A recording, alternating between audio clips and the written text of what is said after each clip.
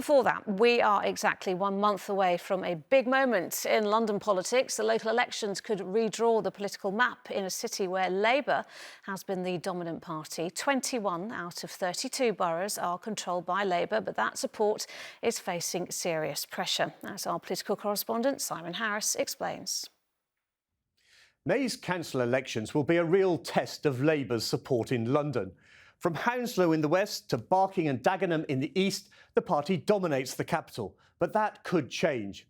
Historically, the Conservatives have been Labour's biggest threat, but politics has become more divided. Part of the threat will come from the Greens. The party is popular with younger voters and has its hopes pinned on boroughs including Lewisham, Hackney and Camden, where Sir Keir Starmer is one of the MPs.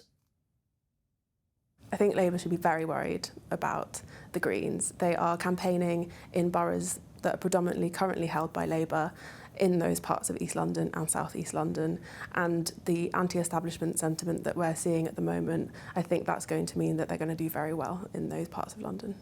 But it's not just the Greens threatening Labour's domination in London. Independent pro-Gaza candidates could also challenge Labour's vote in Newham and Redbridge. The Tories have set their sights on winning back the flagship council of Westminster, which Labour captured 4 years ago. Another prize would be Wandsworth, which was Tory-controlled for 44 years until Labour took over, and Barnet, where Labour again took control after 20 years of Conservative control.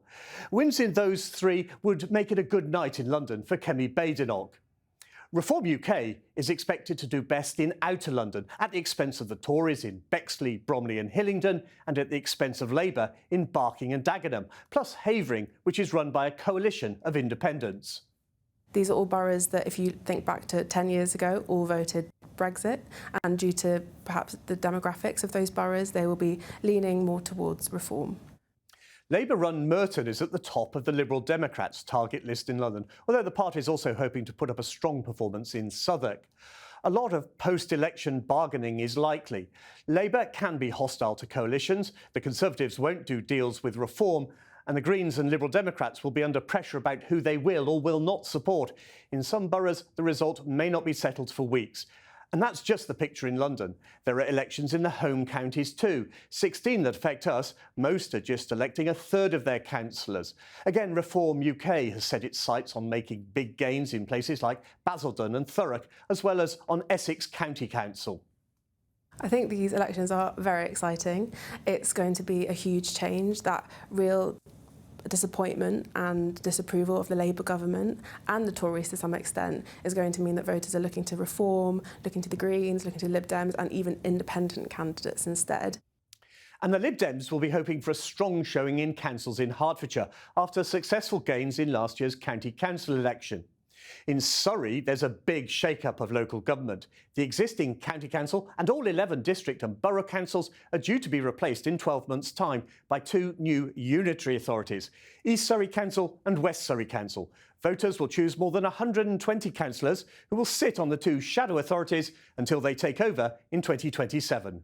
Well, next tonight to the council elections, and while Reform UK have high hopes of winning seats around the capital, their leader, Nigel Farage, has identified Bexley as his best chance of taking a Tory borough. During a walkabout on the High Street this afternoon, he was making plenty of promises, some new policies seemingly occurring to him on the spot. Here's our political correspondent, Simon Harris. You're going to make us on make so I really do it, I promise you. Nigel Farage's party doesn't have any councillors in Bexley, but the leader of Reform UK believes this South East London borough is fertile territory. Reform has high hopes of taking control of the council on May the 7th. Not that everyone was pleased to see Farage campaigning in Welling. Shame on you all. Disgusting, racist, really not necessary. The majority of the country, shame on. This was also the Reform leader making up policy as he goes along, literally. Just walking up there now, parking. You know, why can't they have half an hour in Welling where you can park for free? And psychologically, what the shopkeepers were saying was a lot more people would come. So you're promising that half an hour free parking? Absolutely. The Conservatives have controlled Bexley for the last 20 years. For 17 of them, Theresa O'Neill was the leader, but she stepped down last year after being given a peerage. The Tories know they're under pressure here. Council tax in Bexley has gone up by almost 5%, although council leaders blame a cut in government grants. Just so you know, these are Conservative candidates to vote for. The new Tory leader is taking encouragement from doorstep conversations, which suggests some people will vote tactically to keep reform out. Voters are actually quite concerned about reform. They look over the border in Kent and they see the chaos and confusion that they have in Kent. They see splits, they see broken promises, and they see a party that's standing with the Mayor of London, Sadiq Khan, in wanting to destroy our green belt and concrete over our open spaces. Local politics here has always been a two-party contest between Conservative and Labour. The suburbs to the south were blue, those to the north red. The Liberal Democrats and Greens are also fielding candidates, but the opinion polls suggest this is now a fight between Conservatives and Reform. And it seems there are plenty of floating voters. This man changed his mind after meeting a candidate. To be honest, I intend voting for Labour, but this guy is from Reform. And it's from my country, so I'll vote for him. Who might you vote for? It's a new one, not Labour. It's what are the other names? Reform? It could be. Yes, that's it. That's the one. Yes. It all depends on what's being offered by whoever I decide to vote for. Have you decided who you'll vote for? Yes. Reform. In traditional Labour areas like Slade Green, Union flags and England flags hang from lampposts, much to the disgust of the leader of the Labour group on Bexley Council. The flags in this borough have been put up by people who are not promoting unity at all. If you want to put flags up, absolutely put flags up. That's not a problem, and actually many people are doing it in their gardens, but don't do it halfway down a lamppost. And there are many people that feel intimidated by those flags. Nigel Farage admits there are inner London boroughs where his party has no hope of winning, but predicts in Bexley, Reform is in with a big chance. Simon Harris, ITV News, Welling. Now, the leader of the Green Party has told ITV News London he would back a 10-mile-per-hour speed limit in the capital where appropriate. Launching his local election campaign for London, Zach Polansky also said he would consider standing against Sir Keir Starmer in his Holborn and St Pancras constituency at the next general election. The Greens are focusing their efforts trying to take control of at least 4 councils around the city. Here's our political correspondent, Simon Harris. Zach Polansky believes the elections are a battle between his Green Party and Reform UK. But in London, it's Labour he's declaring war on, hoping to take control of at least one Labour borough. Labour councils destroy communities, destroy homes that people actually live in, and instead build unaffordable buildings that are empty.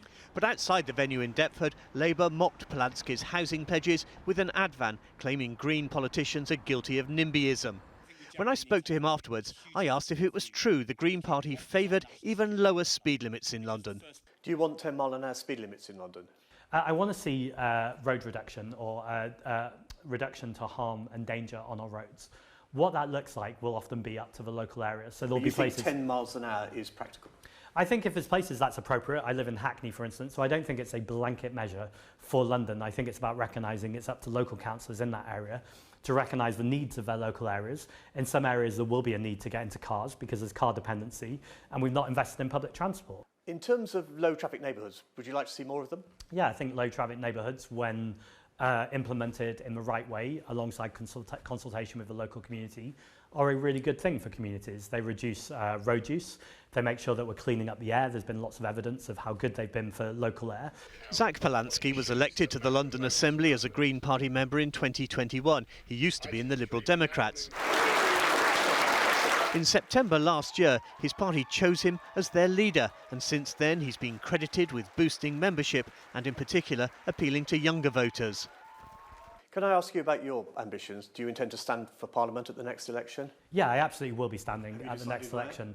I've not decided where yet because at the moment I'm focused on the local elections. I think there's a whole series of seats, particularly around where I live, whether that's Hackney North and Stoke Newington, where I'm based now, Hackney South, Walthamstow, Tottenham and indeed Holborn and St Pancras. So you would consider standing in Sir Keir Starmer's constituency? Well, they're all places that are accessible to me by bike, and I think Londoners accept that where you live, you usually have some boroughs around you that you also have close ties to. I lived in Camden for 10, 15 years, but I've not decided exactly where I'm going to run yet. I'll announce that much nearer to the general election. But it is possible the Prime Minister could face you as a challenger at the next election?